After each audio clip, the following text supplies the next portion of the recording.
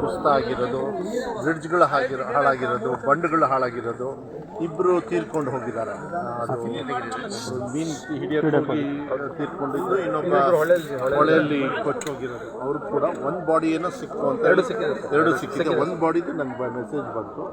ಇದು ಯೂಶ್ವಲಿ ಮಳೆಗಾಲದ ಸಂದರ್ಭದಲ್ಲಿ ಸ್ವಲ್ಪ ನಾನು ಒಂದೇ ಮನವಿ ಮಾಡೋದು ಜನರಿಗೆ, ಸ್ವಲ್ಪ ಜವಾಬ್ದಾರಿಯುತವಾಗಿ ಇರಬೇಕಾಗ್ತದೆ. ಅದಕ್ಕೆ ನನ್ನ ಇಲಾಖೆಯಿಂದ ನಾನು ಸ್ವಲ್ಪ ನೋಡಿಕೊಂಡು DC ಅವ್ರಿಗೆ ಮತ್ತು ತಹಸೀಲ್ದಾರಿಗೆಲ್ಲ ನೀವೇ ಡಿಸಿಷನ್ ತಗೊಳ್ಳಿ. ಯಾಕಂದರೆ ಮಕ್ಕಳು ಓಡಾಡ್ತಿರ್ತಾರೆ, ಸಂಖ್ಯೆಗಳು ಜಾಸ್ತಿ ಇರ್ತವೆ. ಇಂಥ ಸಂದರ್ಭದಲ್ಲಿ ಈ ಭಾಳ ಹೆವಿ ರೇಂಜ್ ಇದ್ದಾಗ ನಾವು ಸ್ವಲ್ಪ ಸುರಕ್ಷತೆಗೆ ಇಂಪಾರ್ಟೆನ್ಸ್ ಕೊಡಬೇಕಾಗತ್ತೆ. ಅದನ್ನು ನಾವು ಮಾಡ್ಕೊಂಡು ಬಂದ್ವಿ. ಬಟ್ ಕೆಲವು ಸತಿ ನಮ್ಮ ನೀರು ಹೋಗಿಬಿಡ್ತದೆ. ಅದನ್ನು ಭಾಳ ಹುಷಾರಾಗಿ ಅವ್ರು ನೋಡಬೇಕಾಗ್ತದೆ. ನಾನು ಕೆಲವು ವಿಚಾರ ರಾಜ್ಯ ಮಟ್ಟದಲ್ಲಿ ಕೆಲವು ಡಿಸಿಷನ್ಸ್ ತಗೊಳ್ಬೇಕಾಗತ್ತೆ. ಯಾಕೆಂತ ಹೇಳಿದರೆ ಇಲ್ಲಿ ಏನಾಗುತ್ತೆ, ಕೆಲವು ಮನೆನ ಅಧಿಕೃತವಾಗಿ ಕಟ್ಕೊಂಡಿರ್ತಾರೆ, ಕೆಲವರು ಅಧಿಕೃತವಾಗಿ ಮನೆ ಇಲ್ಲಿಗೆಲ್ಲ ಕಟ್ಕೊಂಡು ಆ ಮನೆಗಳು ಹಾಳಾಗ್ಬಿಟ್ರೆ ಅವ್ರಿಗೇನು ಪರಿಹಾರ ಕೊಡೋದಕ್ಕಾಗೋದಿಲ್ಲ. ಇದು ರಾಜ್ಯ ಮಟ್ಟದಲ್ಲಿ ಕೆಲವು ಡಿಸಿಷನ್ಸ್ ತೊಗೊಳ್ಬೇಕಾಗುತ್ತೆ. ಮತ್ತು ನ್ಯಾಷನಲ್ ಗೈಡ್ಲೈನ್ಸ್ ಇದೆ. ಸೊ ನ್ಯಾಷನಲ್ ಗೈಡ್ಲೈನ್ಸ್ ಏನಿದೆ ಮತ್ತು ರಾಜ್ಯದಲ್ಲಿ ಏನಿದೆ ಅದನ್ನು ನೋಡಿಕೊಂಡು ನಾನು ನಾಳೆ ರೆವಿನ್ಯೂ ಮಿನಿಸ್ಟ್ರಿಗೂ ಮಾತಾಡ್ತೀನಿ. ಮಾನ್ಯ ಮುಖ್ಯಮಂತ್ರಿಗಳ ಗಮನದಲ್ಲಿದೆ. ನಾವು ಕ್ಯಾಬಿನೆಟಲ್ಲೂ ಮಾತಾಡಿದ್ವಿ ಮತ್ತು DC ಅವ್ರ ಕಾನ್ಫರೆನ್ಸು ಮತ್ತು CEO ಅವ್ರ ಕಾನ್ಫರೆನ್ಸಲ್ಲೆಲ್ಲ CM ಅವರು ಕೂಡ ಇದನ್ನ ಗಮನನ ತೊಗೊಂಡಿದ್ದಾರೆ. ನಾವು ಏನು ಮಾಡ್ಬೋದು, ಏನೇನು ಹೆಲ್ಪ್ ಮಾಡ್ಬೋದು ಅಂತೇಳಿ. ಸೊ ಇದಕ್ಕೇನೆಂದರೆ ಇದಕ್ಕೆಲ್ಲ ಕೆಲವು ಸತಿ ಪರಿಹಾರ ಪರ್ಮನೆಂಟ್ ಏನು ಸೊಲ್ಯೂಷನ್ಸ್ ಇಲ್ಲ. ಇಂಥ ಸಂದರ್ಭದಲ್ಲಿ ಸ್ವಲ್ಪ ಹುಷಾರಾಗಿ ನೋಡಬೇಕಾಗುತ್ತೆ. ಆದರೆ ಈ ವರ್ಧಾ ಈ ಕಡೆಗೇನಿದೆ ಆ ಕಡೆಗೆ ಸ್ವಲ್ಪ ಬ್ಯಾರೇಜ್ ಎಲ್ಲ ಹಾಕಿದರೆ ಇವರು ಕೃಷಿ ಆ್ಯಕ್ಟಿವಿಟೀಸಿಗೆ ಸ್ವಲ್ಪ ಡಿಲೇ ಮಾಡಿಕೊಂಡ್ರೆ ಎರಡೆರಡು ಇದನ್ನು ಬೆಳ್ಕೊಳ್ಬೋದು. ಇಲ್ಲಾಂದರೆ ಏನಾಗುತ್ತೆ, ಅದ್ರ ಮೇಲೆ ನಂಬ್ಕೋತಾರೆ, ಬೆಳೆನ ಮುಳುಗಡೆ ಆಗುತ್ತೆ, ಹಾಳಾಗೋಗುತ್ತೆ. ಅದನ್ನು ಈಗಾಗಲೇ ಸ್ಯಾಂಕ್ಷನ್ ಆಗಿದೆ. ಆ ಕಡೆಗೆಲ್ಲ ಅವರಿಗೆ ರೈತರಿಗೆ ಏನು ತೊಂದರೆ ಆಗೋದಿಲ್ಲ. ಎಷ್ಟು ಬ್ಯಾರೇಜ್ ಅಲ್ಲಿ 6 ಬೇಕಾಗಿತ್ತು. ಕ್ಯಾಬಿನೆಟಲ್ಲಿ ಮೊನ್ನೆ 53 ಕೋಟಿಗೆ ಸ್ಯಾಂಕ್ಷನ್ ಆಯಿತು. ಮಳೆಗಾಲ ಆಗ್ತಿದ್ದಂಗೆ ಕೆಲಸ ಸ್ಟಾರ್ಟ್ ಮಾಡ್ತೀವಿ. ಅದ್ರ ಜೊತೆ ಇನ್ನೊಂದು ಆಗಬೇಕು, ಅದನ್ನು ಕೂಡ ಬರದಳ್ಳಿ ಅಲ್ಲೊಂದು ಬ್ಯಾಲೆನ್ಸ್ ಉಳಿಯುತ್ತೆ, ಅದನ್ನು ನಾವು ಮುಗಿಸ್ಕೊಂಡು ಅದೇನಾಗ್ತದೆ ನಮ್ಮ ಭಾಗಕ್ಕಾಯಿತು. ಮತ್ತು ಇನ್ನೂ ಬೇರೆ ಕಡೆಗೆಲ್ಲ ಸುಮಾರಷ್ಟು ಕಡೆಗೆ ಆಗಿದೆ, ಏನು ತೊಂದರೆ ಏನಿಲ್ಲ. ಮಳೆ ಆಗಬೇಕು ನಮಗೆ, ಯಾಕೆಂದರೆ ಹೋದ ಸತಿ ಎಲ್ಲ ಭಾಳ ತೊಂದರೆ ಆಯಿತು. ಬಟ್ ಈ ಸತ ಜಾಸ್ತಿ ಆದಾಗ ಸ್ವಲ್ಪ ಸಾಮಾನ್ಯ ಜನರಿಗೆ ತೊಂದರೆ ಆದಾಗ, ಬಡವರಿಗೆ ಏನಾದ್ರು ತೊಂದರೆ ಆದಾಗ ನಾವು ಕೂಡ ಸಹಕಾರದ ಒಂದು ಹಸ್ತನ ಕೊಡಬೇಕಾಗ್ತದೆ. ಅದನ್ನು ನಾವು ಮಾಡ್ತೀವಿ ಅಂತಕ್ಕಂಥ ವಿಶ್ವಾಸ ಇದೆ. I been directed. ನಾವು ಬರೋದು ಮಾನ್ಯ ಮುಖ್ಯಮಂತ್ರಿಗಳು ಹೇಳಿದ್ದಾರೆ, ಎಲ್ಲ ಸಚಿವರಿಗೂ ಹೇಳಿದ್ದಾರೆ. ಈಗ ನಾನು ಬರೋಕ್ಕಾಗಲಿಲ್ಲ ಮಧ್ಯ, ಯಾಕೆ ನನಗೆ ಅಸೆಂಬ್ಲಿ ಇತ್ತು. ಅಸೆಂಬ್ಲಿ ಆದಮೇಲೆ ಈ ಮಳೆ ಹೆವಿ ಆಗಿರೋದ್ರಿಂದ ಸೊ ಮತ್ತೆ ಐ ಥಿಂಕ್ ಇನ್ನೂ ಒಂದು 3-4 ದಿವಸ ಇದೆ ಮಳೆ, ಮತ್ತೆ ಸ್ವಲ್ಪ ಪ್ರಾಬ್ಲಮ್ ಆಗ್ತದೆ. ಜನರು ಕೂಡ ಹುಷಾರಾಗಿರ್ರಿ ಸ್ವಲ್ಪ, ಯಾಕೆಂದರೆ ಜೀವ ಕಳ್ಕೊಂಡ್ಬಿಟ್ರೆ ಮತ್ತೆ ಅದು ಸಿಗೋದಿಲ್ಲ. ಅದಕ್ಕೆ ಸ್ವಲ್ಪ ಜವಾಬ್ದಾರಿಯುತವಾಗಿ ಇರಲಿ ಅಂಥೇಳಿ ನಾನು ಮನವಿಯನ್ನು ಮಾಡಲಿಕ್ಕೆ ಇಷ್ಟಪಡ್ತೀನಿ. ಮತ್ತು ಎಲ್ಲ ಇಲಾಖೆಯವರು ಕೂಡ ಕಂಪ್ಲೀಟ್ಲಿ ದೇ ಆರ್ ಅವೇರ್. ಎಲ್ಲ ಅವರು ಅಲರ್ಟ್ ಆಗಿದ್ದಾರೆ. ಎಲ್ಲ ಡಿಪಾರ್ಟ್ಮೆಂಟ್ ಅವರು ಕೂಡ ಅಲರ್ಟ್ ಆಗಿದ್ದಾರೆ. ಸರ್, ಪರಿಹಾರ ಏನೇನು?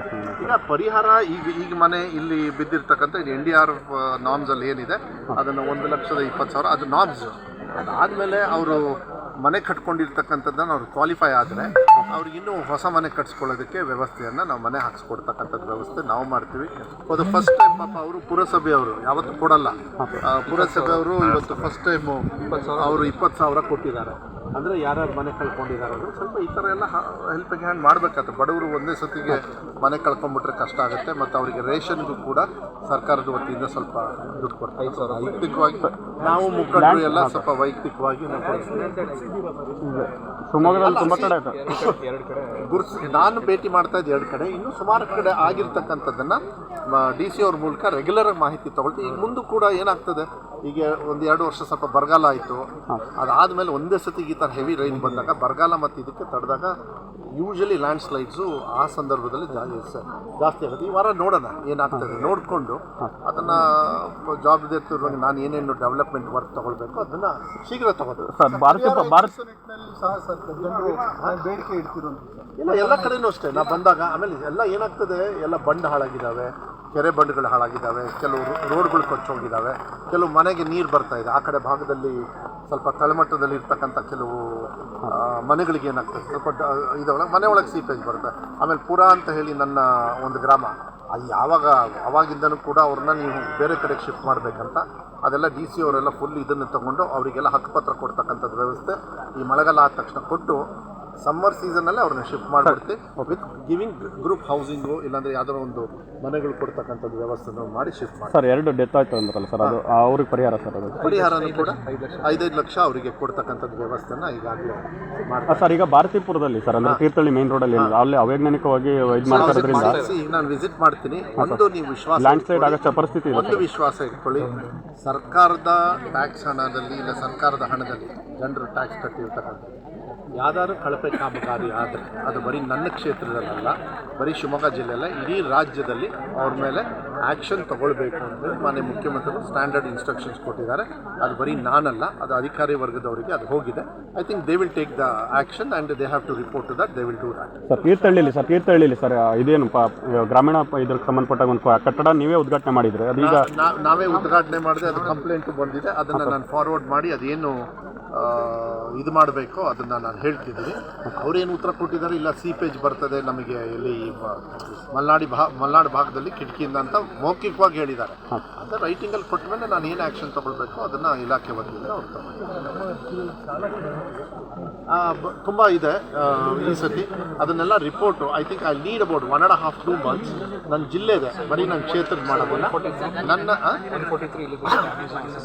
ಯಾವುದು ಶಾಲಾ ಕಟ್ಟಡ 150, 150, ಇನ್ನೊಂದು 10-20 ಸೇರುತ್ತೆ. ಇನ್ನೊಂದು ಮಳೆ ಹೀಗೆ ಕಂಟಿನ್ಯೂ ಆದರೆ ನನ್ನ ಇಲಾಖೆಯಿಂದ ನಾವು ಸರ್ಕಾರದಿಂದ ಈ NDRF ಅಲ್ಲಿ ಬರೋದು ತೊಗೊಳ್ತೀವಿ ನಾವು ಫ್ಲಡ್ ಡ್ಯಾಮೇಜಸಲ್ಲಿ.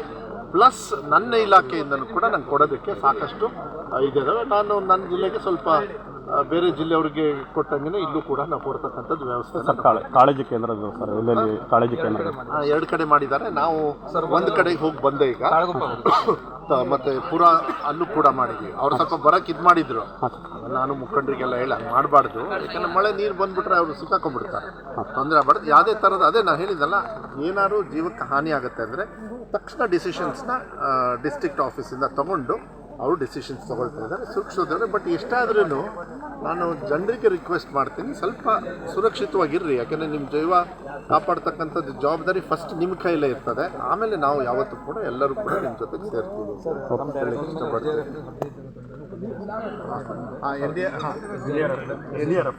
SDRF ಇಂದ ಸ್ಟೇಟ್ ಇದ್ರದ್ದು 15 ಜನರು ಬಂದಿದ್ದಾರೆ. I think they will get into action and guide the district officers. ಓಕೆನಾ? Thank you.